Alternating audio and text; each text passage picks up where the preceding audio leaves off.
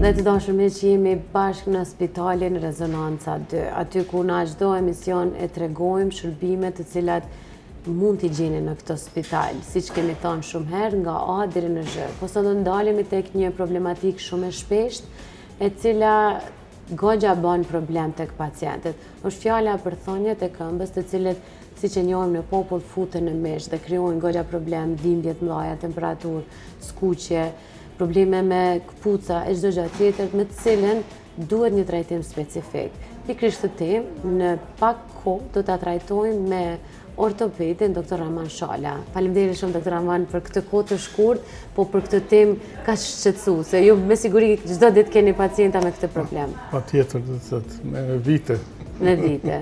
Me vite. Nuk është prej aty në problemeve se të themi na larg zemrës, po problem serioz është. Është problem serioz sepse është problem i vazhdueshëm. Gjatë gjithë ditës e ke, edhe pa një zgjidhje, do thotë nuk ka lënë. Po.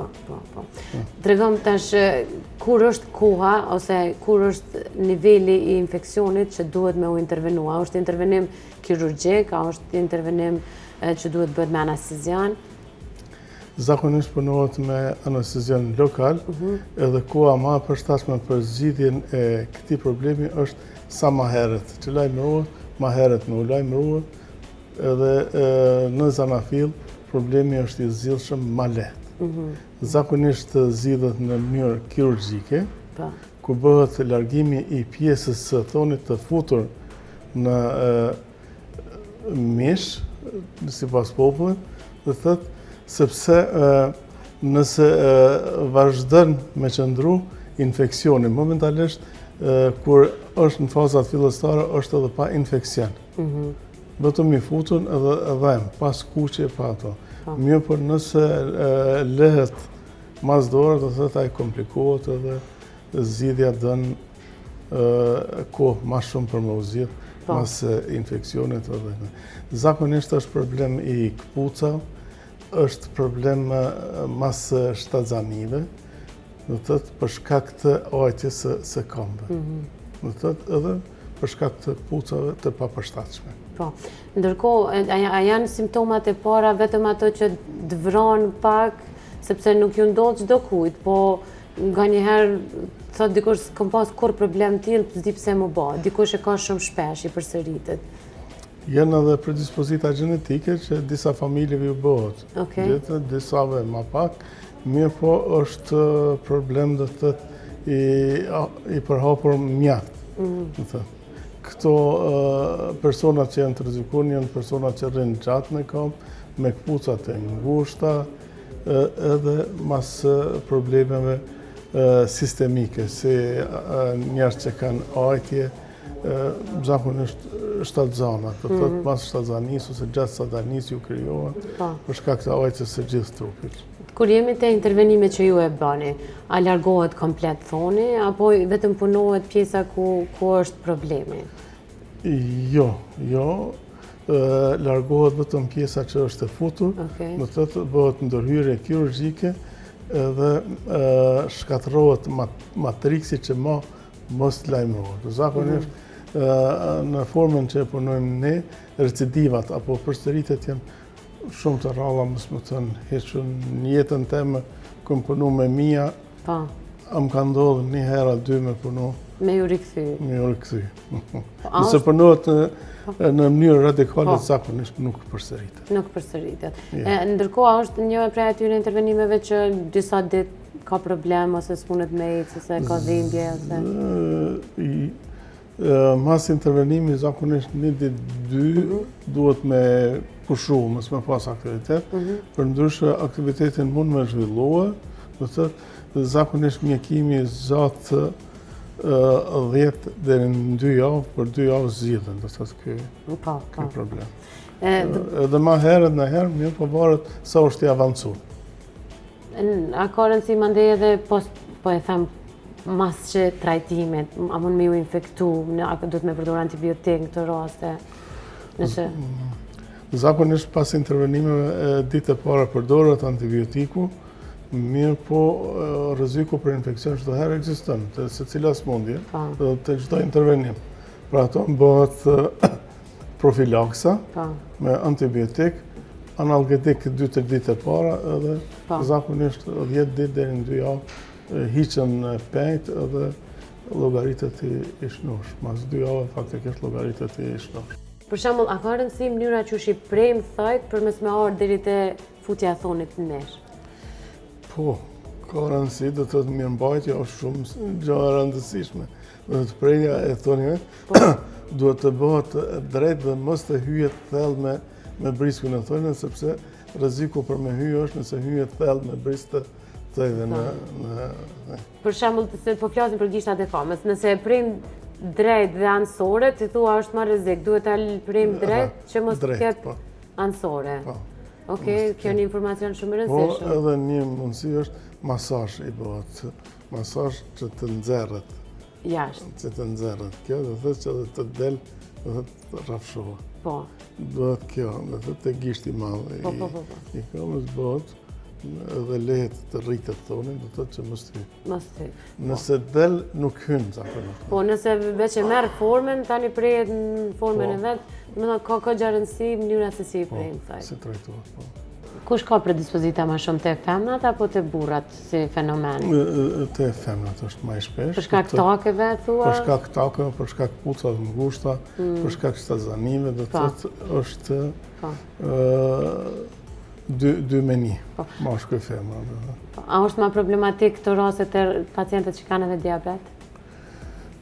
Te diabeti do të thotë nuk ndikon kjo. Do të thotë vara me ushëru, se plaga është fjala. Po, zakonisht shërohet mirë, nëse s'kan probleme do të thotë. Ja, po te diabetikët nuk lajmërohet shumë shpesh. Shqyrët pak. Për arsye se diabetikët edhe ashtu kanë probleme me shputën në përgjithësi dhe kanë kpucat më të gjana. E qartë, po shumë e qartë. Doktor Ramon, një shqetësim tjetër që do doja shkurt ta ndanim bashkë, janë objektet e huaja që na kryesisht i shkelim, gjilponat, në i gjam, ndonjë therr, të cilën shpesh na vran, nuk e hekim, e lajmë aty sepse nuk e dim që është mrena. Edhe këto i largoni. Patjetër, këto do të thotë i largojmë, pjesë të metalike i largojmë me përcjellje të skopisë, të cilën do të thotë e përcjellëm edhe sakt, shkojmë me premje minimale me anestezion lokale dhe i largojmë. Ndërsa therrat është një problem tjetër sepse edhe ato largohen mirë, po ato shkaktojnë infeksione. Infeksione, reaksione dhe faktikisht ajo më në kohë nëse detyrimisht të tërgën të mjeku për shkak të dhëmbjeve të bashkë. Ndërsa trupat metalik, nëse futen thellë, do të thotë ata mundën edhe mos mëndojnë simptome, veç rastësisht e sheh. E qysh? Rastësisht për një ekzaminim tjetër edhe e sheh, do të thotë. E mandej thotë pacienti thotë më kujtohet edhe para 5 vite, para 10 vite këm pas ku më shkel një gjilpon, po nuk e di shka u bëme. Së paraqet në rrezik nëse rrinë trup një gjilpon, për shembull, një gjilpon do të thotë, çdo trupi i huaj është mirë me u largu. Në rrezik do të thotë nuk paraqet se organizmi e lokalizon.